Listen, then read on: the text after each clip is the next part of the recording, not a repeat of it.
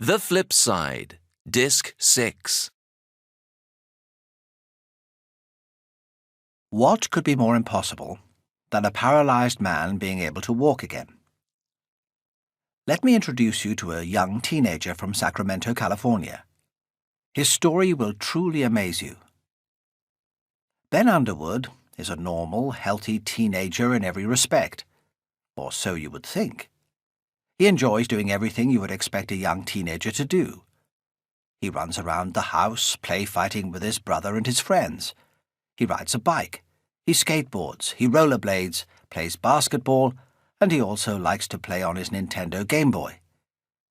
There is little chance that you could tell just by observing him that he hides an incredible secret.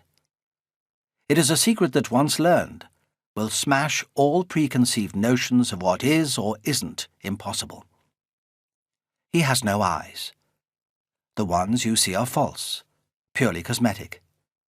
Yet, as incredible as it seems, Ben Underwood has taught himself to see.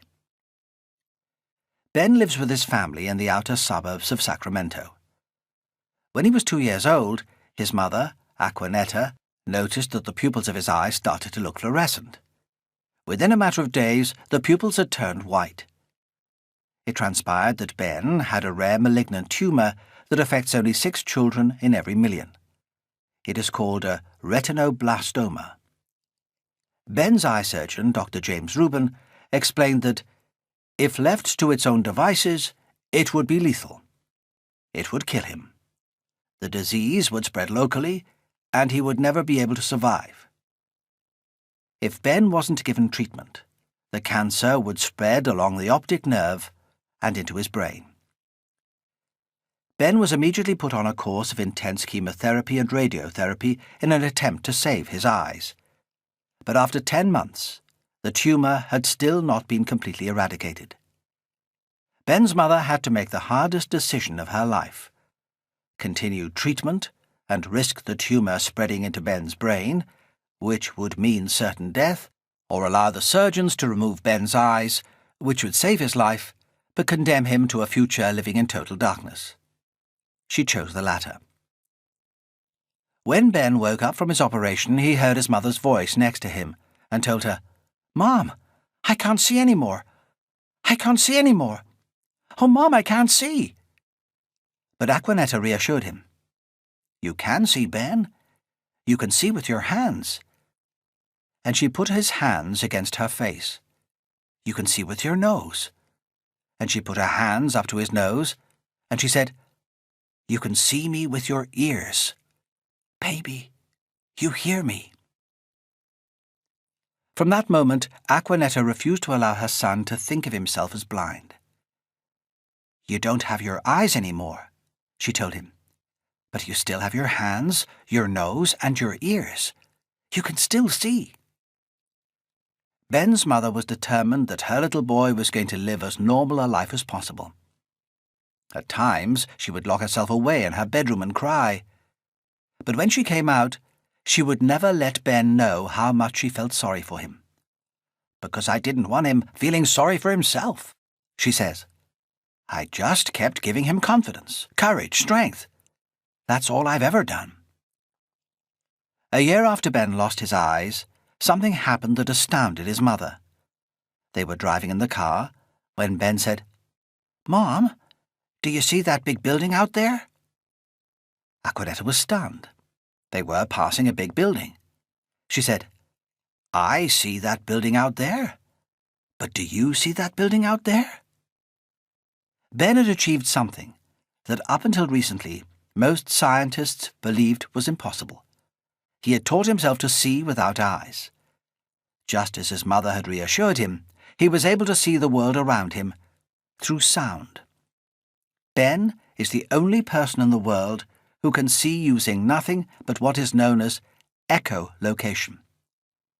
He trained himself to locate objects by making a sharp clicking noise with his tongue and picking up the echoes.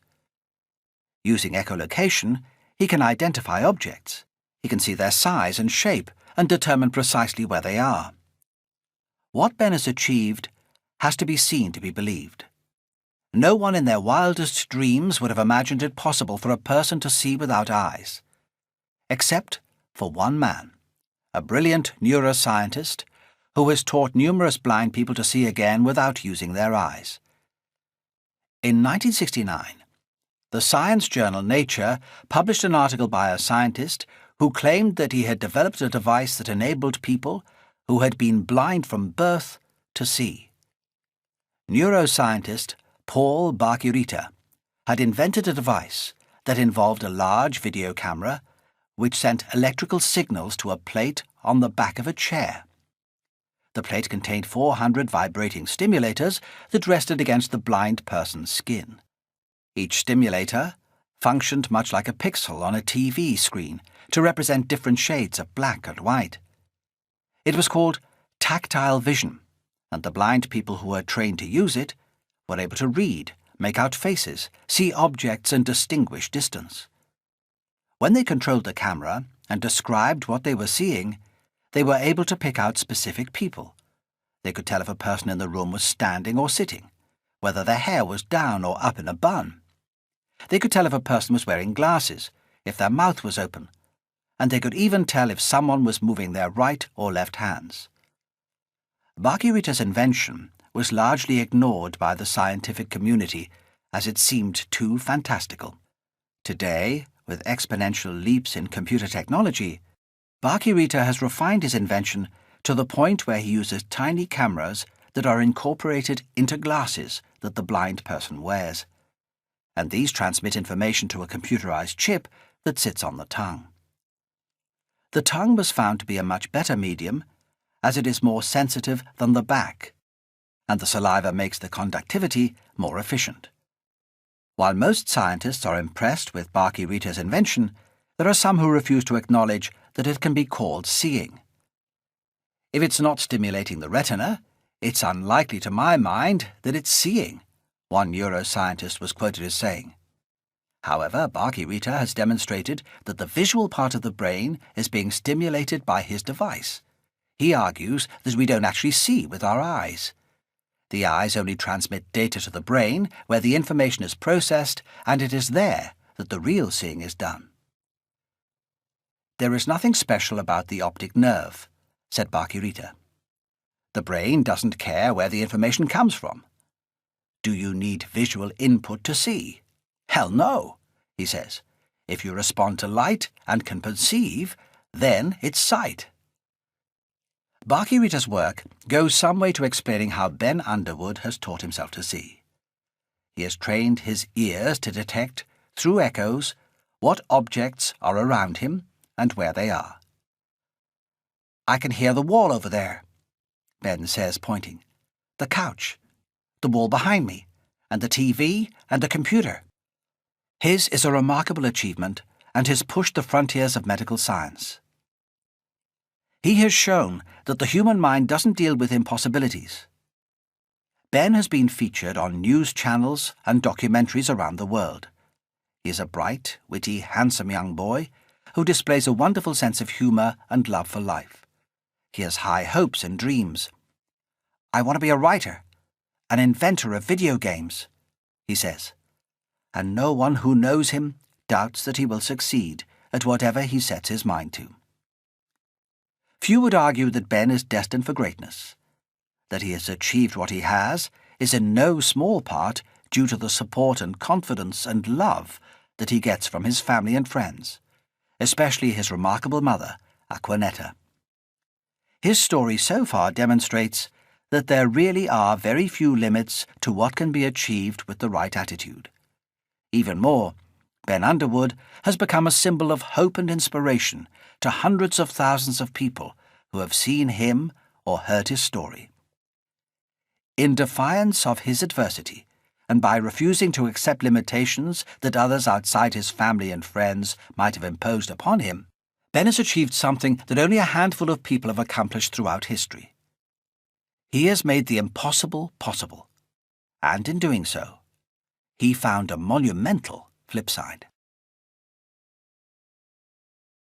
Impossible was a young boy's dream of playing Major League Baseball. How could a boy who had lost his right arm in an accident on his family's farm become a professional ball player. It was impossible. Except nobody told the boy. Peter Gray was 12 years old when he slipped and fell off his father's pickup truck's running board. He fell under the truck, and 2 of the wheels ran over his right arm and crushed it. The doctors were left with no option but to amputate the arm at the shoulder. As one would expect, Pete was devastated at the loss of his arm, but he refused to give up on his dream. Over time, he learned to throw and catch with his left hand, and he also batted using his only arm. He learned to field using a baseball glove. In one motion, he would catch the ball in his gloved left hand, tuck the ball under his right stump, shake the glove off his left hand, grab the ball, and throw it. After he graduated from high school, Pete played in the lower minor baseball leagues until, in 1942, he got an opportunity to play with the Memphis Chicks in the Southern League.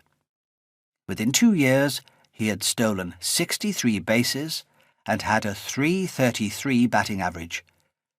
He was voted the league's most valuable player, and before the following season began, a Major League Baseball team, the St. Louis Browns, bought his contract. The following season, Peter Gray achieved his boyhood dream and played Major League Baseball, the highlight of which was playing for the New York Yankees. The Browns won the series in a straight 3 wins, and Gray played a major role in that victory, contributing 5 hits, 2 of which led to runs for his teammates. While he was never included in the Baseball Hall of Fame, Peter Gray did more than achieve his boyhood dream of playing Major League Baseball. He became an inspiration to American soldiers returning home from the Second World War, especially those who had lost limbs through the fighting. He was featured in newsreels, and often was seen visiting army hospitals and rehabilitation centres, reassuring amputees that their lives were still worth living. Peter Gray's achievements back in the 1940s raises the question, could someone with one arm play Major League Baseball in today's highly competitive world of sport? The answer is an emphatic yes. Not only is it possible for a one-armed man to play Major League Baseball, but a one-armed man can become a key player on the team, the pitcher. On the 4th of September 1993, a young man stepped up to the mound to pitch for the New York Yankees against Cleveland. By the end of the game, the Yankees came out winners by 4-0. Throughout the entire game, not one of the Cleveland players had managed to hit the ball. It was the first time in over a decade that any Yankee pitcher had taken a clean sweep in this way. Not many baseball fans who watched that game will forget the man who pitched for the Yankees that day. His name was Jim Abbott. He only had one arm.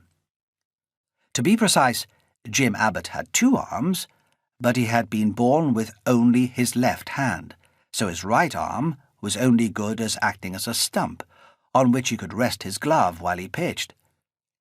I saw Jim Abbott play while visiting my father in Canada, and remember being mesmerized by the way he was able to command center stage as pitcher.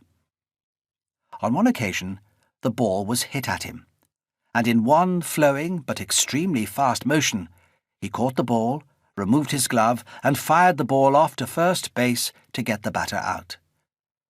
Whenever he pitched, he had to get the catching glove back onto his left hand incredibly quickly, within a second or 2 of throwing the ball, to make sure that he was ready to catch the ball if it was hit at him. Occasionally, teams who didn't know any better tried to do just that, always to their detriment, because Abbott could maneuver the glove on and off his left hand with lightning speed, and his throw was deadly accurate. Jim Abbott was one of a handful of Major League Baseball players who never graduated from the minor leagues. He had been noticed by the scouts from his time as an amateur baseball player. He won the Sullivan Award, voted as the best amateur athlete in the USA, and he was awarded U.S. Baseball Federation's Golden Spikes Award as the best amateur player in the country. In 1988, he led the United States to a 5-3 victory over Japan to win the gold medal in the Olympic baseball tournament. It was the first time the USA had won gold in that event. For the decade between 1989 and 1998, Abbott played for 4 different teams in Major League Baseball, and in that time won awards and honors too numerous to mention. Today, he is a professional motivational speaker, always in demand by organizations that want to instill among their members a belief that, with the right attitude, nothing is impossible. It is this paradigm of possibilities that gives hope for the future and leads to the flip side. Chapter 14. The Paradigm of Possibilities. Hope for the Future. Don't listen to anyone who tells you that you can't do this or that. That's nonsense. Make up your mind you'll never use crutches or a stick. Then have a go at everything. Go to school. Join in all the games you can. Go anywhere you want to. But never, never let them persuade you that things are too difficult or impossible. Group Captain Sir Douglas Bader, CBE. On the 13th of July 2007, 8 of the fastest men in the world lined up in the Stadio Olimpico in Rome to race over 400 metres.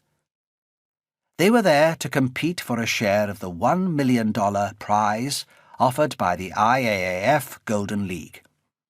It was a formidable lineup that included the 2007 US 400-metre champion Angelo Taylor and LaShawn Merritt and Darrell Williamson, gold medalists in the 2005 World Outdoor 4x400-metre relay. But in the outside lane was a man who was about to make history.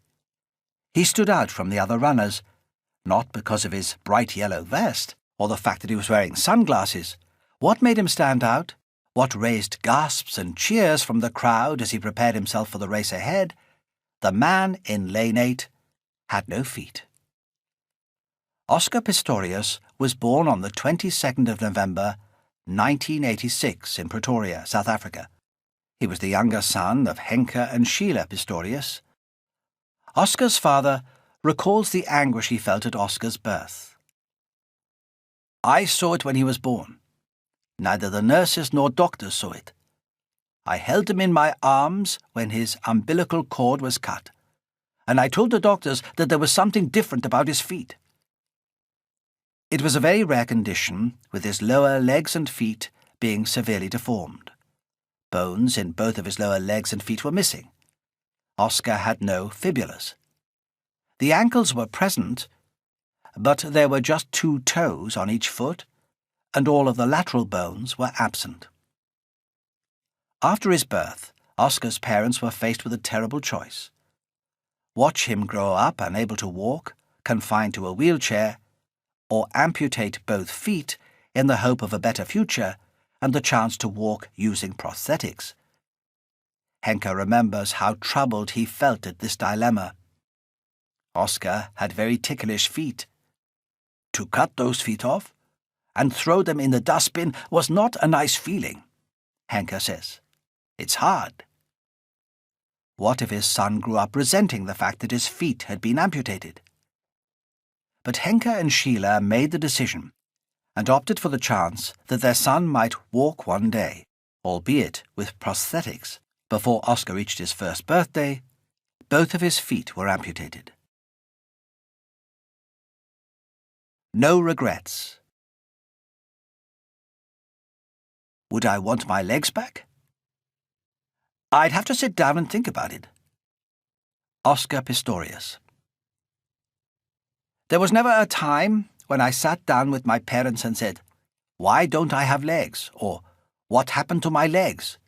or anything like that, recalls Oscar. My mum and dad always told us that the phrase "I can't" doesn't exist.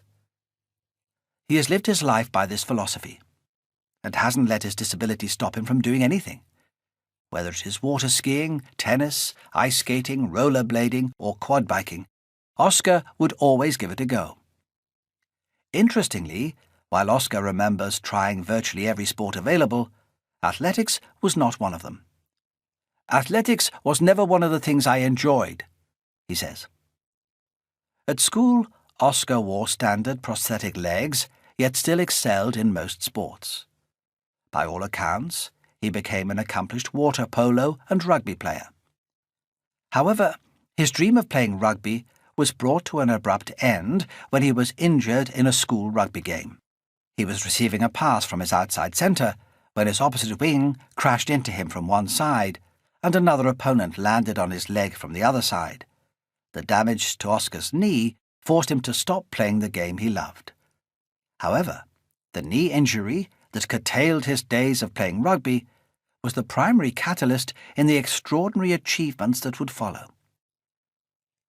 Dr. Jerry Versfeld, the surgeon who looked after Oscar from birth, says, "I was totally bowled over when he told me that he'd been playing rugby. The fact that Oscar had played the sport while wearing standard rigid prosthetics made it even more remarkable. But rugby's loss would be athletics' gain." While Oscar was advised to stop playing contact sports, at least until his knee had healed, he was still able to run. Oscar made his way to the athletics track unaware that he was about to turn the world of athletics upside down, and in the process would become an international sporting phenomenon. Breaking world records. "Didn't have the right kit or anything," Oscar recalls when he first arrived at the athletics track. "And I broke the Paralympic world record for double amputees right off the bat, in rugby shorts and a T-shirt." On the 5th of January 2004, at the age of just 17, Oscar ran the 100-metre race in an open competition at the Pilditch Stadium in his hometown of Pretoria after training for only 2 months. He ran it in 11.51 seconds. The Paralympic world record at that time was 12.2. 8 months later, Oscar became a sensation when he represented South Africa in the Paralympics in Athens, Greece. He took the silver medal in the 100 metres, but won the gold in the 200-metre final. Despite a disastrous start, which following 4 false starts saw Oscar frozen for 1.8 seconds, after all of the other competitors were out of their blocks, Oscar came through to win the race, breaking the world record with a time of 21.97 seconds. That made him the first amputee ever to run the 200 metres in under 22 seconds. Sadly, Oscar's mother Sheila died before he took up athletics. But watching from the stands were his father, and sitting beside him Dr. Jerry Versfeld, the surgeon who had amputated Oscar's feet. Both men were reduced to tears. Before the end of the Paralympics in Athens that year, Oscar had broken 4 world records, and his athletics career had barely begun. He went on to break 26 world records for his category, including the 100, 200 and 400 metres events. But Oscar had his sights set on bigger challenges. His goal was to compete at the highest level against able-bodied runners. The secret of his success. As Oscar trained harder and ran faster, he began to be seen as a real challenger to able-bodied runners. His remarkable progress led some people to become suspicious as to whether the winning factor was Oscar's athletic ability or whether he was gaining an unfair advantage from his cheetahs, the carbon fibre prosthetics that had been specially made for him. Dr. Elio Locatelli, a spokesman for the International Association of Athletics Federation IAAF, the world governing body, was the first to voice concern. "I was a little suspicious about his performance in 400 metres, because he was finishing very quickly," said Dr. Locatelli. "All 400-metre runners tire as the race goes on, but Oscar got quicker." In March 2007, the IAAF changed their rules and introduced a ban of all technical aids in athletics. Whether the ban was imposed as a response to Oscar's success on the running track is open to conjecture. Oscar and his team denied that his cheetah blades could be considered a technical aid, and that Oscar would always be at a disadvantage compared to able-bodied runners, as the blades could never be an equivalent or better replacement for human legs. After rigorous tests, on the 10th of January 2008, the IAAF found that the blades did give Oscar an advantage, and this effectively banned him from running in open competitive races. However, Oscar and his team appealed to the highest authority in athletics, the Court of Arbitration for Sport in Lausanne, and on the 16th of May 2008, the court ruled that the original scientific study, upon which the IAAF had based their decision, had gone off the rails and was fatally flawed. As such, the IAAF had not provided sufficient evidence to prove that Oscar Pistorius' prostheses give him an advantage over able-bodied athletes. Oscar had won his appeal and became eligible to run in open competition, including the Olympics, although he failed to qualify for the Beijing Games. However, the court's ruling left one question unanswered. If Oscar's prosthetics were not giving him an advantage, what was the secret of his success? Ironically, many believe that it was Oscar's disability itself that held the key to his remarkable achievements in the world of athletics. According to Oscar's surgeon and his coach, the tragedy of Oscar being born with deformed feet, which had to be amputated before he could walk, was the main reason that he became such an extraordinary athlete. Dr. Versfeld has no doubt that Oscar's birth defect uniquely equipped him for speed, because he was forced to develop a very natural, fast leg movement just to keep up with the other kids. Oscar's brother Carl agrees. Oscar's leg movements had to be so much faster to actually get up to the same pace as anyone else, whether it was me or anyone else that he might have been playing with in the garden or racing against on the beach. Evidently, Oscar's disability meant that throughout his childhood, he was developing a unique athletic physique without even knowing it.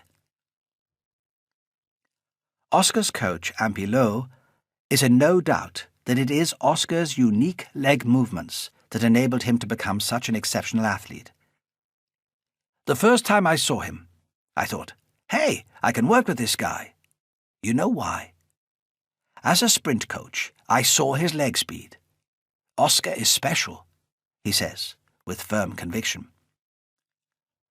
One of Oscar's most important character traits is one that is common to all champions. He doesn't dwell on the past or concern himself with what might have been, and he doesn't look for excuses. He only focuses his mind on what possibilities lie ahead. You could use all of what happened as a reason to fail. People would understand, Oscar said. You've got no legs. Your mother died. Such a shame. But I don't want to live my life with people saying, that's too bad, filling my life with all those negatives. It rained in Beijing on the 17th of September 2008. But the weather didn't deter over 91,000 people from attending the magnificent Bird's Nest Stadium to witness the last day of the 13th Paralympics. The very last event was the T44 400-meter race, and the athlete that most eyes were on was Oscar Pistorius. He had already won the gold medal for the 100 and 200-meter events, but could he win a third in the 400 meters and retain the title that he'd won in Athens 4 years earlier? As he crossed the finishing line, Oscar was over 10 meters clear of his nearest rival. He had broken his 27th world record and won his quota of 3 gold medals. Yet after the race, being the champion that he is, Oscar's thoughts were on qualifying for the World Athletics Championships in 2009. Watching Oscar win the final of the 400 meters, I couldn't help but think of an interview his mother gave on the radio in South Africa in 1999. She said that she hoped her son's story would be a message of hope and encouragement to any listeners who had been through traumatic times in their own lives. But I think the 91,000 people watching her son in the Bird's Nest Stadium that night, and the millions of people all over the world who are witnessing the event on TV, would all agree that watching Oscar Pistorius brought much more than a message of hope and encouragement. He brought inspiration. Making history. Seville, Spain, the 3rd of May 2008. 51 women are lined up ready to swim 10 kilometres in open, murky waters. It is the start of the World Open Water Swimming Championships. They're about to take part in one of the most gruelling and difficult swimming races in the world. It is not an event for the squeamish. Participants in previous races have been stung by jellyfish and suffered from seasickness. One swimmer in Seville, Cassie Patton from Great Britain, reported afterwards that during the final lap, remnants of what she could only think from its foul odour and taste as being duck poo got into her mouth. The true sportswoman that she is, Cassie didn't let it slow her down, and went on to finish second in the race, just 3.1 seconds behind the winner, Russian Larissa Ilchenko. However, all the spectators were watching the woman finishing in 4th place, exactly 2 seconds behind Cassie Patton, and 5 behind the winner. Natalie Dutoir is a 24-year-old woman from South Africa. It was only when Natalie climbed out of the water that people could begin to fathom the magnitude of her achievement. Her left leg below the knee is missing. She had competed against able-bodied swimmers with no prosthetic aid, and by finishing in the top 10, she had made history. Natalie Dutoir had accomplished her childhood dream and qualified to represent her country at the Beijing Olympics later the same year. She was the first amputee in history to qualify to compete in an able-bodied Olympic event. Natalie Dutoir was born on the 29th of January, 1984. As a child, she loved to swim, and when she was just 6 years of age, she dreamed of swimming in the Olympics one day. For the next 10 years, she trained hard to reach her goal, and the swimming community in Cape Town could see that they had a potential world beater in Natalie. She set numerous national records in her age group in both medley events and dominated most of her races. At barely 16 years of age, she very narrowly missed qualifying for the 2000 Sydney Games. Then in February 2001, as she was riding her scooter back to school after swimming practice, a careless driver crashed into her as he was pulling out onto the road from a parking lot. The impact completely smashed Natalie's left leg. The scene was described as gruesome. Natalie remembers calling out, "I've lost my leg! I've lost my leg!" Although the doctor spent 4 days trying to save her leg, in the end they had no choice but to amputate the lower limb. Incredibly, 124 days after the accident, and still unable to walk, Natalie was back in a swimming pool. Lying in hospital, there was never a doubt in my mind that I would get back to swimming, Natalie says. Swimming was my life. It was my passion. Looking back, she says that she got back in the water to see what she could do. Little did she know then that she would find the flip side, and that it would help her to realize her childhood dreams and more. She would soon become something of a sporting legend. In 2002, less than 2 years after her accident, Natalie qualified for the 800-metre final at the Commonwealth Games, a huge achievement. It was the first time anybody with an amputated limb had reached the Commonwealth finals, or for that matter, any other able-bodied international swimming event. Although she didn't come close to winning against able-bodied competitors at those games, she did win 2 gold medals for the multi-disability 50 and 100 metres freestyle events, and she received the David Dixon Award for Outstanding Athlete of the Games, ahead of the Australian swimmer Ian Thorpe, who won 6 gold medals and 1 silver, as well as setting a new world record.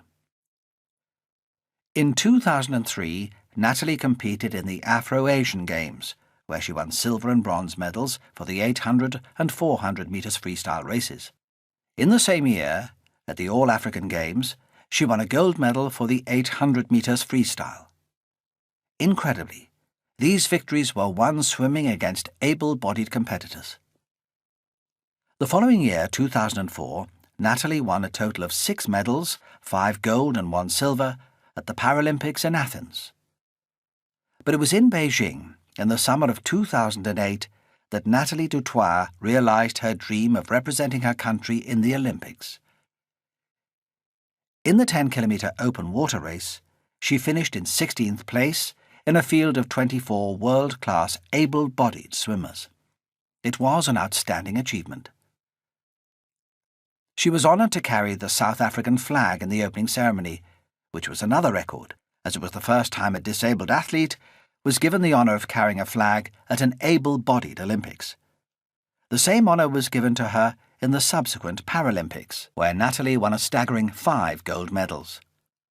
Today, in addition to her swimming, Natalie Dutoir studies sports management and is a motivational speaker. She achieved her childhood dream of competing in the Olympics. It was a huge achievement just to qualify, bearing in mind that she is so disadvantaged physically compared to able-bodied swimmers. Her achievement in qualifying for the Olympics is staggering. It is like someone entering a world kayaking race using only a one-sided paddle. But now that she has achieved her dream, she is focused on another, looking forward to the 2012 Olympics in London, where she hopes not just to qualify, but perhaps do the impossible and win a medal. Natalie Dutoir represents the Olympic ideal. It is not the winning that is important, but the taking part. The victory is not just found in the moment of triumph, but in the struggle to achieve one's goals. Like her fellow countryman, Oscar Pistorius, Natalie Dutoir has a paradigm of possibility. She demonstrates that even following a tragic setback, with the right mindset, anything is possible. In the face of adversity, we can accomplish great things. It wasn't just Oscar Pistorius and Natalie Dutoir who inspired those who watched the Beijing Paralympics. Every one of the 4,000 competitors reminds us that, even after tragedy, life can be full of possibilities. Each athlete has a personal story of triumph over adversity, and their presence at the Paralympics was in itself a tremendous flipside. Their struggle to compete, to be the best that they can be, brought meaning and purpose to their lives. More significantly, it is a flip side that each individual created out of the tragedies and accidents in their past by focusing on the possibilities of the future. 3 fingers, 3 toes, and a positive attitude. I would rather have 1 leg and a positive attitude than 2 legs and a negative attitude every single time. Roger W. Crawford II. Roger W. Crawford II was born with a congenital birth defect known as ectrodactyly. All 4 of his limbs were affected. He was born with 2 fingers on his left hand and 1 finger on his right. He had 3 toes on his right foot. His left leg was amputated when he was just 5 years old. Yet today, Roger is a renowned and sought-after motivational speaker. Unlike Oscar Pistorius, Roger Crawford II's success can be traced back to his disability. I imagine that you'll be surprised to find out that I feel my handicap has helped me in many, many ways, he said. Isn't it interesting that when we wrestle with our weaknesses, we uncover our strengths? Despite his disabilities, Roger earned certification from the United States Professional Tennis Association as a professional tennis coach. He holds a bachelor's degree in communications from Loyola Marymount University in Los Angeles, and he became the first severely handicapped person to play an NCAA Division I college sport. Roger found the flip side to his disability through his chosen career as a professional speaker. "The feeling that I have," he said, "is that through my work, I have made a difference. I love my job, and I believe in my job. So to me, I'll never have to work another day in my life." His advice to people who ask is simple but profound. Concentrate on what you can do instead of worrying about what you cannot do. Oscar Pistorius put it this way: "I have a few disabilities, but I have millions of abilities. I'm not going to let my disabilities overshadow my abilities." There are some big rocks up there.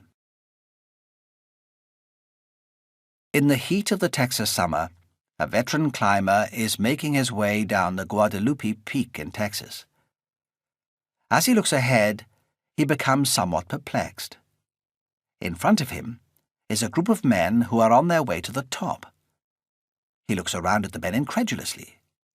There is no way they are going to be able to make it to the top of the mountain. The old man does his best to warn them. "You boys know there's some big rocks up there." But the men just smile and reply, "Yeah, we figured there might be." All of the men in the party were aware that climbing to the top of the mountain would not be easy, but none of them had any doubts that they would make it to the summit. Guadalupe Peak is the highest mountain in Texas, just 10 miles from the New Mexico border. The summit rises to 8,749 feet and is marked by a stainless steel obelisk erected by American Airlines in 1958 to commemorate the centenary of the Butterfield Overland Mail, a stagecoach route that passed south of the mountain. From the summit, there are magnificent 270-degree views. Salt flats stretch into the distance, westwards, and the Chihuahuan Desert extends south and east beyond the imposing outline of the El Capitan Cliffs. The full circle of the horizon is obscured only to the north by the lower peaks. The climb is by all accounts an incredible experience. It is a 4.25-mile trail that starts from the National Park campground and passes different kinds of terrain and a variety of views along the route. Climbers see the central Pine Springs Canyon, the desert plains to the south, then flatter land within the mountains, before finally arriving at the peak itself, which becomes visible only towards the end of the trail. By the time climbers reach the summit, they will have climbed over 3,000 feet. Most climbers reach the summit in less than 5 hours. But it took the group of men 5 long days to climb to the top. However, the important thing was, despite the old man's warning and a lot of other people's misgivings, the men succeeded in reaching the summit. They had achieved what many people had said was impossible. They had climbed the highest mountain in Texas in their wheelchairs. One of the wheelchair climbers that day was a man called Don Rogers. When Rogers was just 21 years of age, he was involved in a motorcycle accident that left him paralyzed from the waist down. It was a devastating tragedy. But at the same time, it was also the catalyst for change that brought new challenges and gave him new directions for his life. "The accident left me with decreased motor function and sensory function," Rogers says. "I still have pretty good use of my legs, but not enough to walk without braces and crutches, which are a bit cumbersome. I found pretty quickly that the wheelchair was really the best way for me to get around." And it was in his wheelchair that Rogers found a new life. "It's somewhat ironic," Rogers says, "because I think the accident created opportunities for me to do some things kind of more consistent with my attitude on life that I might not have had otherwise." One opportunity was playing wheelchair sports. "After I graduated from high school," he says, "I really thought the sports part of my life was over, at least from a highly competitive standpoint." But through his involvement in wheelchair sports, Rogers found not just a new world of opportunities. He also found a new career path had been presented to him in the form of recreational therapy. Rogers took to wheelchair sports just a few weeks after recovering from his accident and found that he had an aptitude for wheelchair track and field events. He went on to become the world record holder in the 100-meter dash. He enjoyed playing basketball, tennis, and even touch football. It was through becoming more and more involved with wheelchair sports that Rogers realized that this was now a real passion in his life, which prompted him to give up his career in engineering, drawing and design to work in recreational therapy. "I soon realized I didn't want to come into an office every day and sit at a computer or drawing board. I turned in my notice and left." Today, Don Rogers is Associate Professor for Recreational Therapy at Indiana State University and an advocate for the disabled community.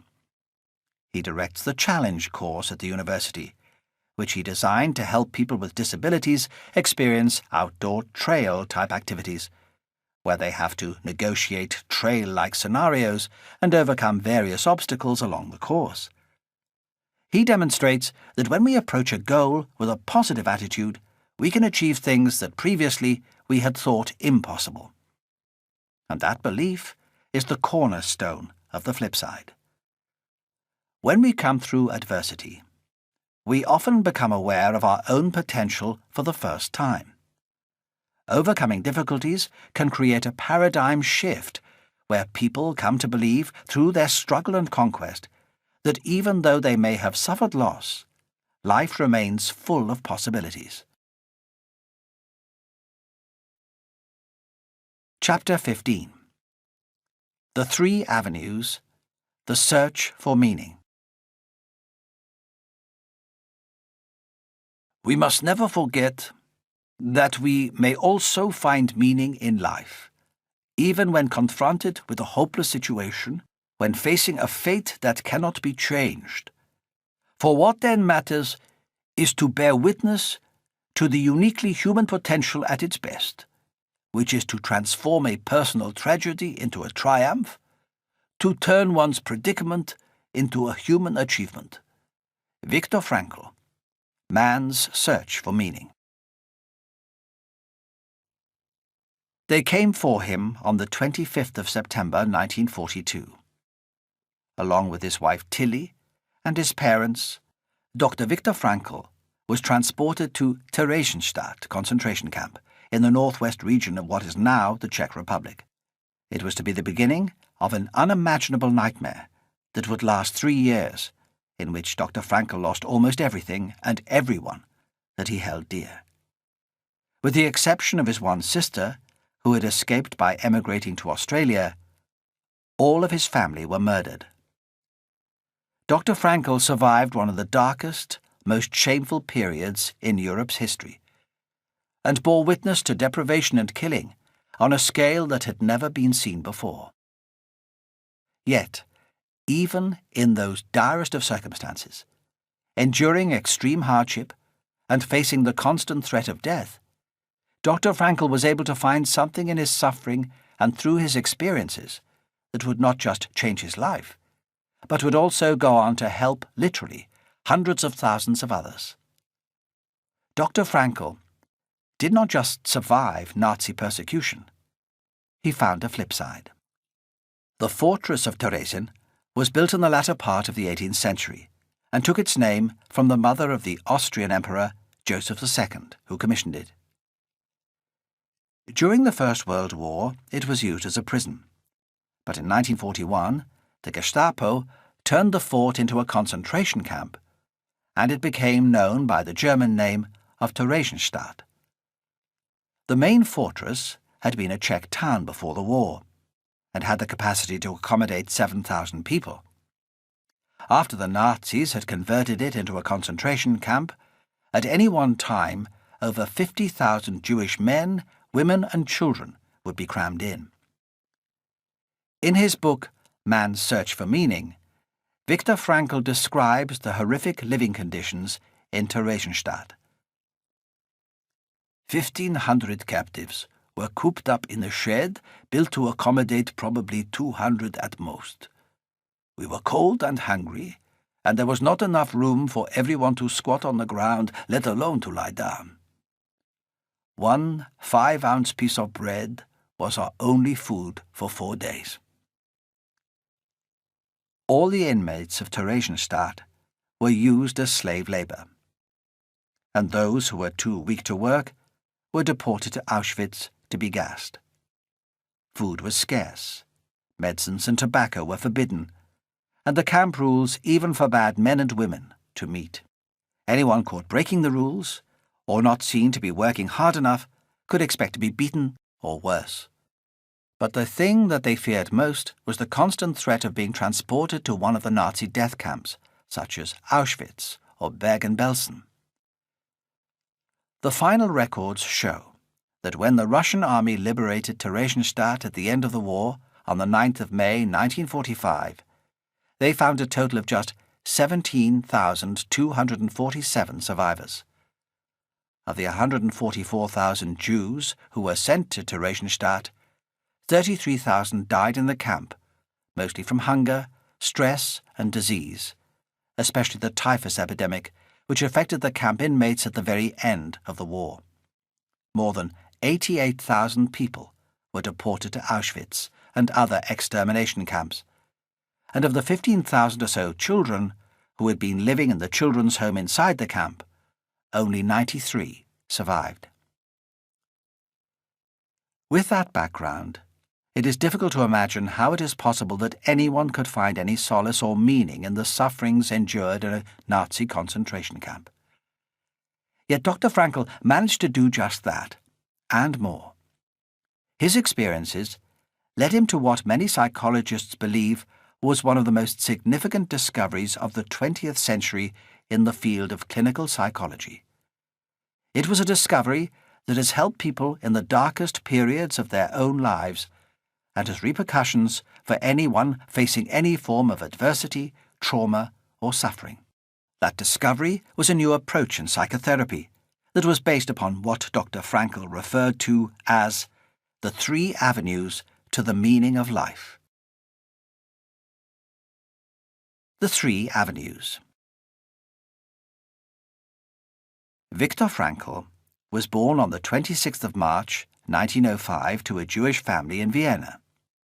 His father was a civil servant, but Viktor developed a passion for medicine and, in particular, psychology.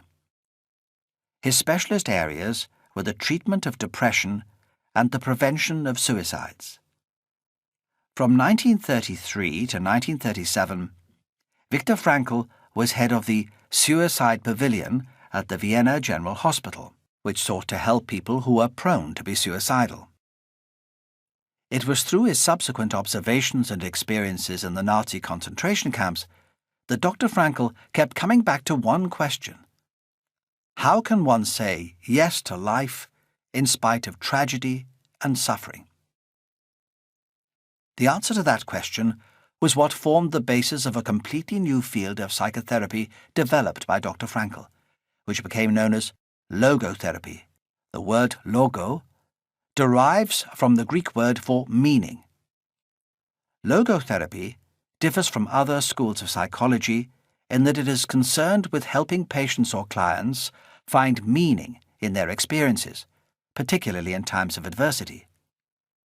Dr. Frankl has concluded that human beings are not primarily motivated by pleasure or power. He believed that what moves us, above all else, is the will to find meaning in our lives. Logotherapy teaches that there are 3 main avenues through which people may find meaning. The first avenue is the meaning we find through creating something or doing a deed. This could literally be anything we do that we believe has some value or that we consider is worthwhile. From writing a poem, to taking care of another person or a pet, to tending a garden or building a house.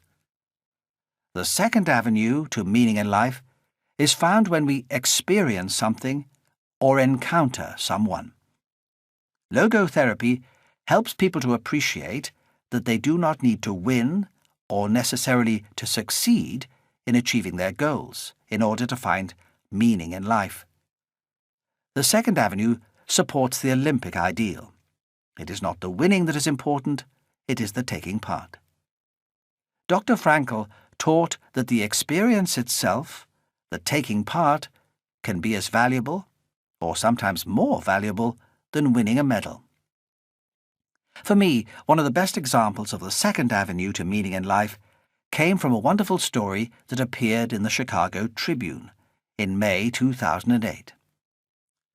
The women's softball teams of Western Oregon and Central Washington universities were playing against each other in a vital league game.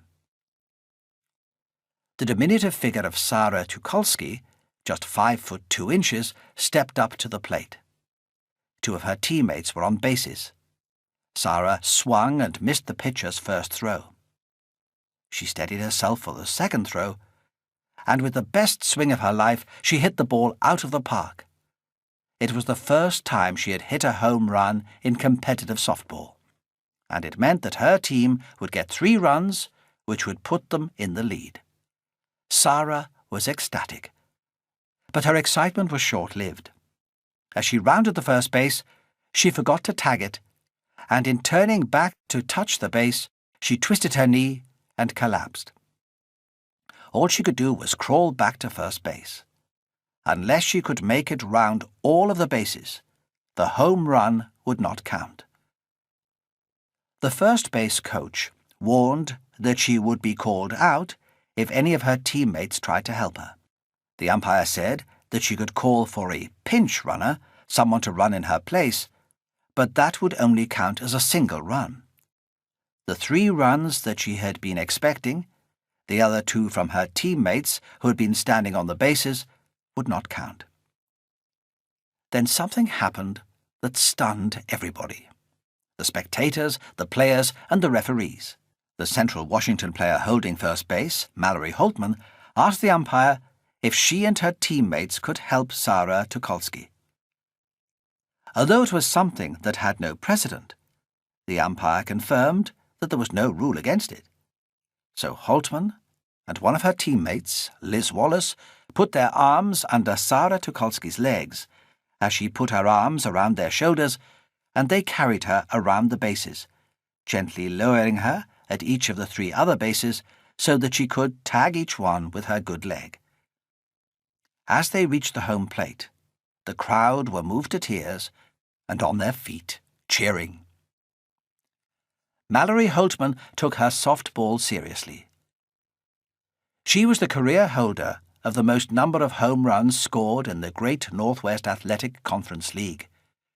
Helping Sarah Tucholsky to make her 3 runs that day cost Holtman and her team the game, which they lost 4-2, and, as a consequence, ended their chance of winning the Conference League and earning a place in the playoffs. But when interviewed later, Holtman said, "In the end, it is not about winning or losing so much. It was about this girl. She hit it over the fence and was in pain, and she deserved a home run." Although Mallory Holtman and her teammates lost the game that day, they discovered something far more significant than any trophy. They had found the second avenue to meaning in life. Perhaps their story will inspire others to do the same. Central Washington coach Gary Frederick said afterwards that it was an unbelievable act of sportsmanship. It was something that everyone involved with that day will remember and talk about for the rest of their lives. The third avenue to meaning in life, Dr. Frankl wrote, is the most important. It refers to the meaning of life that can be found even in unavoidable suffering and insurmountable adversity. The third avenue offers hope that even through the direst of personal tragedies, in the face of the inevitable and the incurable, people are still yet able to find a flip side. Even the helpless victim of a hopeless situation, wrote Dr. Frankl, facing a fate he cannot change, may rise above himself, may grow beyond himself, and by doing so change himself. He may turn a personal tragedy into a triumph. In 1978, Dr. Frankl received a letter from a young man called Jerry Long, who, a year earlier, had broken his neck in a tragic diving accident. Jerry Long was 18 years old when he wrote to Dr. Frankl, but his words sparked a friendship that lasted a lifetime. In the letter, Long had written, "I view my life as being abundant with meaning and purpose.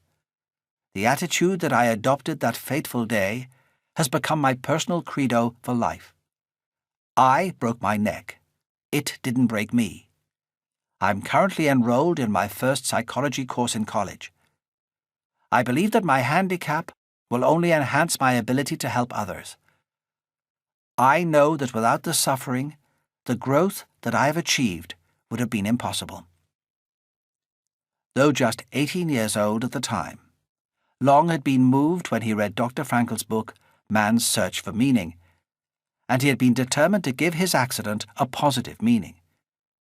In the few years following his accident, he learned to type using a stick held by his mouth, and he went on to finish college.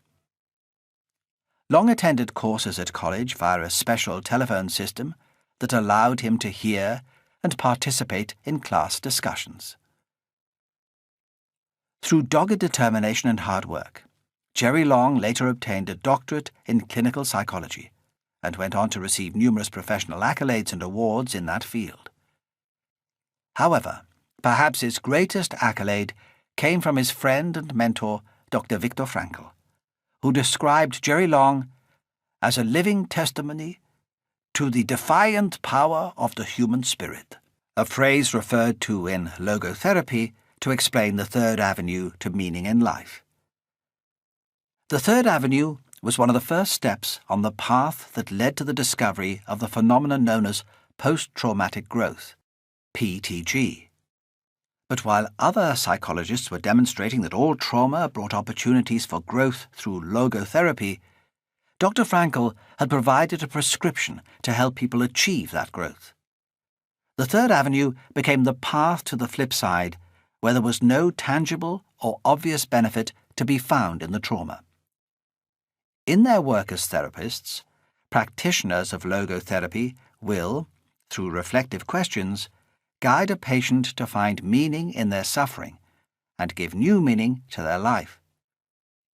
Following on from earlier chapters, the stages of recovery and redemption in logotherapy will hopefully sound familiar. In the first instance, logotherapy practitioners try to help the client to distance themselves from the problem and see it more objectively, as if they were an outsider looking in. Then they have the client reframe the negative problem by looking at positive possibilities and helping in a search for new goals and potentials in their future. Finally, it is through the new goals and future potential that the client is able to appreciate new positive meanings in life. Dr. Frankl said that through logotherapy, you dig out, just make people more conscious of something that has been within them all along. It is something he referred to as the wisdom of the heart. He went on to explain that we all know intuitively what life is all about.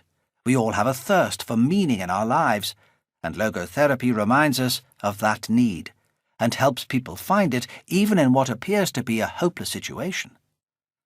Each situation in life confronts us with the question, what will this mean for me? But it is a question that can only be answered by our response to what happened. Giving meaning and getting mad.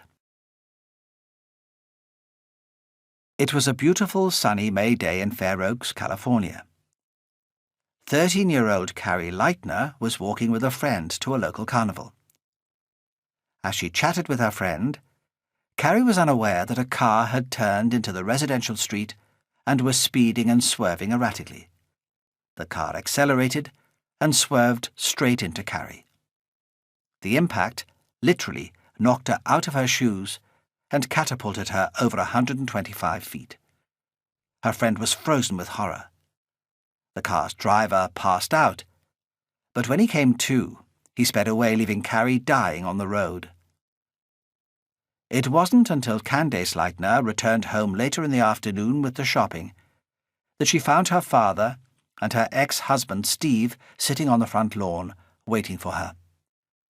Her father went up to her and held her in his arms. When she asked what was wrong, Steve said, "We've lost Carrie." Candace wasn't sure what he meant. Then he looked her in the eye and said, "She's dead. She was hit by a car, and she is dead." Candace collapsed, screaming. The day after Carrie's funeral, the police called to say that they had caught and arrested the driver. Later that day, Candace was driving past the spot where her daughter had been run over and saw police looking over the scene. She immediately got out of the car and asked if they were investigating her daughter's death. "They said that they were, and I told them I was her mother," Candace says. Their response was, "Well then, I guess you know the circumstances." She didn't know what they were referring to, but managed to prise the information out of them. That the 47-year-old driver of the car that had killed her daughter had been drunk. Candace was horrified to learn that the man had a history of drunk driving. This would be his 5th conviction in 5 years, but worst of all, on the day he killed Carrie, the driver had been out on bail following another recent drunk driving incident. Candace was astonished and incensed by what she learned. She asked how much prison time the man would serve for killing Carrie. One of the officers looked at her, and his answer was chilling. The man wouldn't spend any time behind bars. "That's the way the system works." "I felt so helpless, so lost, so angry," said Candace. As she thought about what the police had told her, she became more and more irate. Later that day, she decided that she was going to do something about it and stop the senseless tragedies caused by drunk drivers throughout North America. She called her crusade MAD, Mothers Against Drunk Drivers, and its headquarters were Carrie's bedroom. Carrie Leitner became the face of the MAD campaign. In October of that year, Cindy Lamb, whose 6-month-old baby daughter Laura had been paralyzed from the neck down following an accident caused by a drunk driver, joined the campaign. Alcohol is involved in nearly 60% of fatal car crashes. On the 1st of October 1980, Candace Leitner and Cindy Lamb created a momentous shift in public awareness at a press conference they gave on Capitol Hill in Washington, D.C. Chuck Hurley, who was then working for the National Safety Council, says, "On that day, public tolerance of drunk driving changed forever." Since that day, through its powerful public campaigns and political lobbying, MAD has helped change the law. According to projected statistics, reviewed by the U.S. National Highway Safety Administration, MAD has contributed to saving more than 300,000 lives since its inception in 1980. Nothing can compensate for the loss of a child. There is no flip side in losing a loved one. Yet, in a sense, those are the times when we need to find a flip side most. This is why many people, like Candace Leitner and Cindy Lamb, respond to tragedy by giving meaning to their loss through supporting or setting up a charity to help other people facing similar circumstances. Candace Leitner and Cindy Lamb created a flip side that gave their loss a meaning and saved the lives of hundreds of thousands of people across North America. Chapter 16. The Relationship Factor. Surrounding yourself with the right people. The quality of your life is the quality of your relationships. Tony Robbins. In April 1998, Mark Pollock remembers being on the crest of a wave. Everything was going his way. He was in his 4th and final year at Trinity College, Dublin, and he was just weeks away from sitting the final exams in a business and economics degree. As captain of the college rowing team, he was looking forward to participating in the summer regattas, and he had a job lined up to start at a city investment bank in September. Life was sweet, until one day, while doing circuit training in the gym, he noticed that something was wrong. It happened without warning. Mark noticed his peripheral vision was becoming blurred. Having had detached retinas as a child, he was aware that it could return. But, as he had managed fairly well in the past, he was not overly concerned. When the diagnosis was confirmed, Mark was not prepared for the seriousness of the condition this time around. Within a matter of weeks, surgeons operated to repair Mark's eyes. But when he came round from the operation, he was completely blind. A second operation also failed, and Mark was now facing a very uncertain future. The shock of going blind was almost unbearable, he says. One moment I was on the crest of a wave with everything going my way. The next I went blind. I thought my life was over. Mark remembers that time as being a disaster. Suddenly, everything that I had worked for had been lost, he says. He still went to Henley Regatta, but not being able to participate and hearing all of his friends planning to go travelling through the summer and start new careers only made Mark feel worse about his own life. It was the lowest point in his life. Yet, in hindsight, it was the catalyst that would trigger unexpected changes and lead Mark on a new path that took him all over the world, to places and experiences that he would never have dreamed possible prior to losing his eyesight. Since becoming blind, Mark's life has been anything but the treadmill he thinks his life might have been in investment banking. He has become an international motivational speaker, an adventure athlete, and an author. Mark has made many inspiring presentations throughout Europe, Asia, and North America, focusing on core issues such as taking personal responsibility for our actions, facing facts, and making success happen. Mark practices what he preaches and uses his adventures as models in his motivational presentations. In 2002, he won silver and bronze medals in the Commonwealth Rowing Championships, and on the 10th of April 2004, 6 years to the day since becoming blind, he completed the world's most extreme marathon at the North Pole. Mark now recognizes that his blindness brought new and exciting possibilities. None of the career advisors I saw at college even outlined a career anything like the one I have now, he says. I'm not sure that they were aware that a career like mine even existed. What does Mark consider the most important factors responsible for him becoming the person that he is today?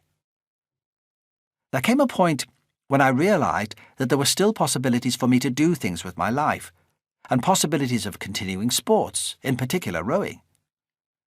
Mark has always been what he calls a positive realist, and he thinks this unquestionably played a part in his success.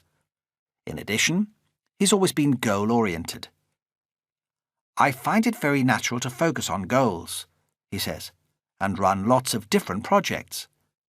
As a result, he is always looking forward to the challenges ahead. But his final comment echoes the sentiments of so many people I interviewed about the Flipside. The most important thing for me, the thing that made a real difference, was having the right people around me to help me. It wasn't easy suddenly being reliant on other people. I had to swallow my pride. I needed to learn to be willing to ask for and receive help and support from other people. But the support I received made all the difference. The Science of Happiness. Word needs to be spread. It is important to work on social skills, close interpersonal ties, and social support in order to be happy. Professor Edward Diener. In January 2005, Time magazine published an article entitled The New Science of Happiness, exploring what it is that makes people feel happy. It is a subject that has intrigued psychologists for decades.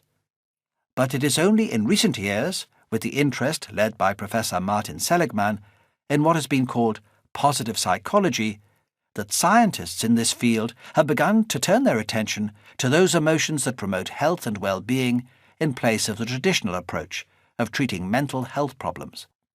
The article referred to a research study conducted in 2002, led by Professor Edward Diener and Professor Seligman, that seem to contradict commonly held notions of precisely what makes us feel happy.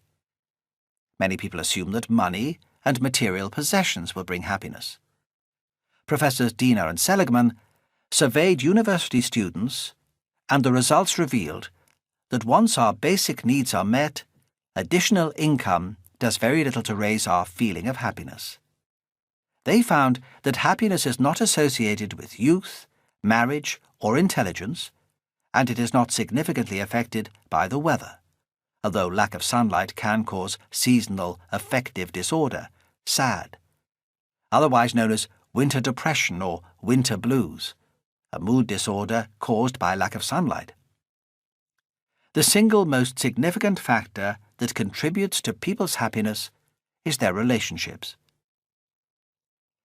Connecting with other people on a personal level, according to most, if not all, of these scientific studies on the subject, is what makes us feel happiest.